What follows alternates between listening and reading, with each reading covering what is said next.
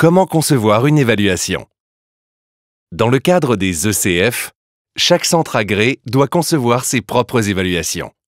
Voici les 8 étapes à respecter. Identifier la ou les compétences à évaluer dans l'activité concernée.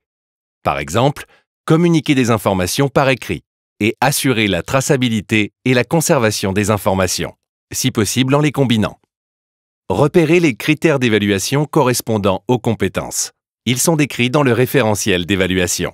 Par exemple, les écrits répondent aux normes de la communication professionnelle. Les règles orthographiques et syntaxiques sont respectées. Et le classement permet une recherche aisée et rapide. Ces 3 critères renvoient bien à 2 compétences distinctes. Communiquer des informations par écrit et assurer la traçabilité et la conservation des informations. Identifier la modalité d'évaluation la plus pertinente. Privilégier la mise en situation professionnelle, plus adaptée à l'évaluation de compétences professionnelles. Identifier les travaux à réaliser par le stagiaire en lien avec ses compétences. Par exemple, la réponse au courrier d'un client et le classement du courrier. Déterminer une durée d'évaluation. Repérer les éléments à fournir au stagiaire. Par exemple, le courrier d'un client et le dossier client correspondant.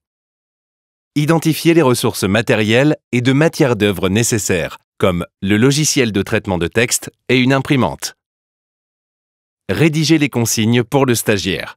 Par exemple, vous prenez connaissance du courrier du client X et vous rédigez une proposition de réponse. Vous classez le courrier dans le dossier correspondant. N'hésitez pas à recourir aux situations d'évaluation type mises à disposition sur le site du ministère. Elles identifient les situations et les moments propices à l'évaluation. Elles utilisent de préférence les situations permettant d'évaluer plusieurs compétences au moyen d'une même situation. Vous avez maintenant toutes les clés pour concevoir vos propres évaluations.